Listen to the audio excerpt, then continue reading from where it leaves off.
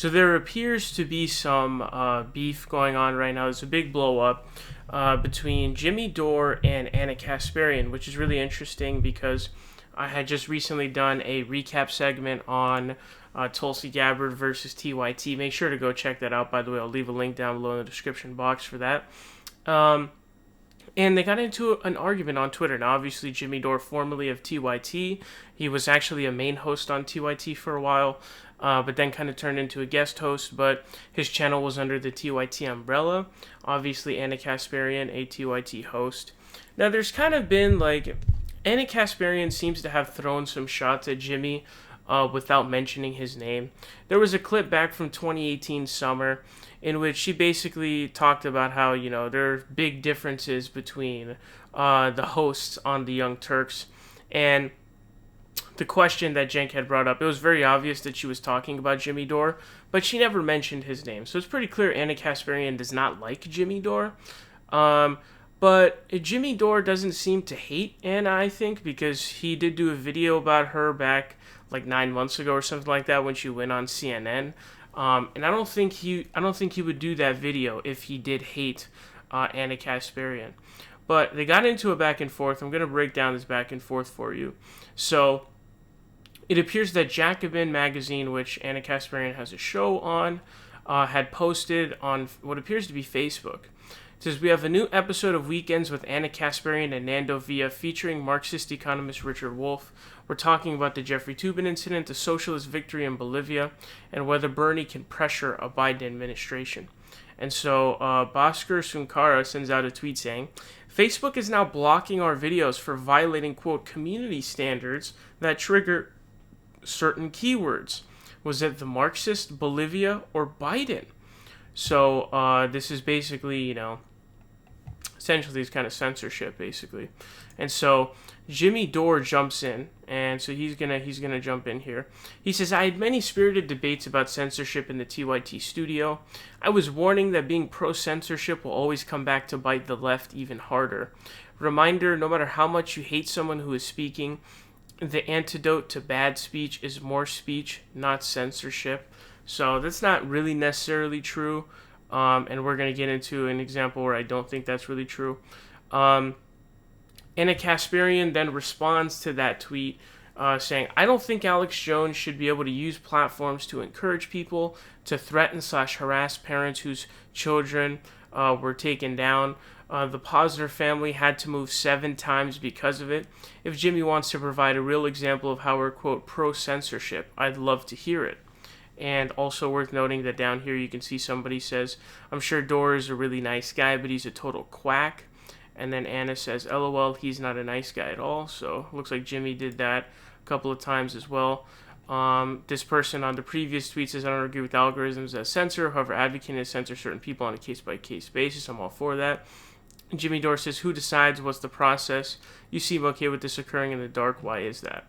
So Jimmy Dore then responds, this is rare, by the way, to see this kind of a back and forth going on.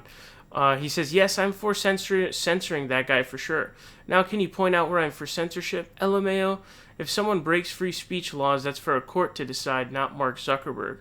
The very censorship you cheer on is now being visited upon you, yet you remain obtuse." Of course.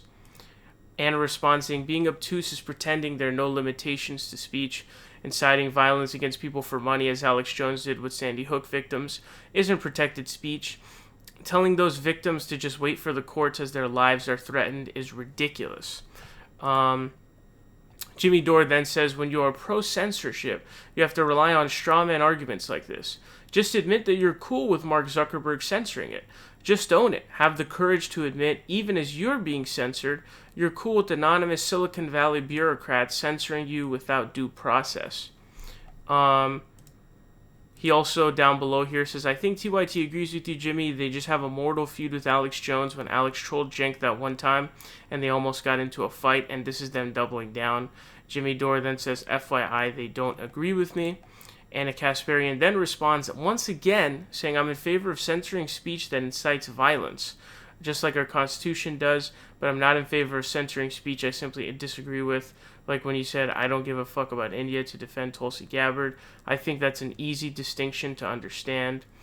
This person below says, Anna's finally realizing he is the next Dave Rubin. Anna Kasparian says, I've known. Jimmy Dore then responds again, saying, no, it's obvious you are in favor of letting Mark Zuckerberg interpret the Constitution and censor instead of a court doing that, just like he's censoring your video right now, which started this exchange. You don't have the integrity to just admit that, so you change subject and cheap shot. Then Anna finally, this appears to be the final response, I believe, says, wasn't a cheap shot, Jimmy. It was me providing an example since you're clearly having a lot of difficulty differentiating between inciting violence and saying dumb shit, which you do all the time. She then responds to her own tweet saying, let me know if you need me to keep giving you examples of additional dumb shit you say that I think should continue to exist uncensored. So the back and forth here seems to kind of, there are sort of a few people on the left, I would say Kyle Kulinski and Jimmy Dore are the only people I could really think of who wouldn't have banned someone like an Alex Jones, and who, I believe in response to the ban of Alex Jones, actually came out and said this is a very bad thing. Now, those kinds of people, I believe, they want these companies to become public utilities, like electricity and stuff, because they say it's the public square. As it currently stands, these platforms are private platforms.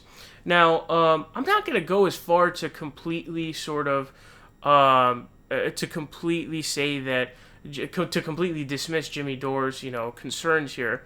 I do understand the concerns of allowing someone, Silicon Valley bureaucrats or whatever, or Mark Zuckerberg or whoever, basically getting to decide who stays on and who doesn't. I can understand that concern. I actually understand it. So I'm not going to go so far as to completely dismiss it. But also, I do think banning Alex Jones was a good move. Think about how it affected Alex Jones in the end. And when you think about the violations he made, think about all the horrible things that were done to the Sandy Hook victims' families. As said, they had to move multiple times, getting death threats, all of that kind of stuff. That is easily something that is a bannable offense. And when you look at really the result of it, I don't think we've seen too many negatives of it. And he's completely pretty much, in terms of any sort of attention or clout or anything like that, it's entirely dead. Nobody watches InfoWars. Nobody even talks about Alex Jones anymore. Nobody even talks about the guy anymore. So it was sort of what I think was an unmitigated success. Now, are there going to be certain situations like that was brought up by Anna here? Sure, yeah, nothing's perfect. And so that's kind of what you're going to have. And so you have to fight back against that certain thing. But that doesn't make, quote, censoring Alex Jones a wrong move. Now, he says he wants it done in court instead of Mark Zuckerberg doing that. I don't know. I guess you could have court hearings for this, but honestly, I don't see what the issue in a certain situation like that being of, them just getting banned entirely. Obviously, private platforms have their own rules that they can ban you for almost anything, essentially, right now. So that's kind of what goes on that. So, I think both sides kind of have legit points. I would say the concern there for sort of wanton or, just sort of, arbitrarily banning people is sort of dangerous. But at the same time, I think the banning of Alex Jones completely made sense. It really isn't something that I feel like is, what I think the response that comes a lot is like this slippery slopes of, well, what about this? What about that? What about this? What about that? Dude, there's always going to be these kinds of lines that have to be drawn. And practically speaking, it's sort of a non-starter. It just doesn't really seem to exist in reality. But, I think that the banning made sense. I don't even think it's really a controversial one at this point, to be quite honest with you. I would say you had to be pretty extreme to think that it was controversial. I think Jimmy Dore is worried because he says a lot of the same stuff Alex Jones said, fluoride in the water conspiracy, Building 7 was, a demolition, all that kind of stuff. You could just go look it up yourself, by the way. This is very well documented online. So I think he's worried about that probably. But, I'm not, again, like I said, I'm not going to go as far to dismiss the concerns that he actually has. But at the same time, the banning of Alex Jones entirely made sense.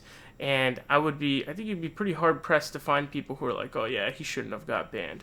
So that's the back and forth here. Just because a Facebook post got blocked doesn't mean that was a bad move. I think that's not really the case either. I mean, you're always going to have these little issues that arise with sharing your content or whatever, and you have to, it's going to be something wrong, and then you try to get that fixed. Hopefully you do get that fixed, and you just move on. There's never going to be like a perfect scenario where it's never going to happen, or it's just this amazing, perfect, line of everything being consistent. That's just not going to happen. It's not realistic. So practically speaking, in the real world, yeah, you might get a Facebook post censored that was a mistake, and then you get it fixed, or you petition it, and then just you go about your day. But I don't see any sort of like major sort of censorship going on right now for the left. And obviously, hopefully, it doesn't happen. But that's my personal take on this situation. You can let me know your thoughts down below.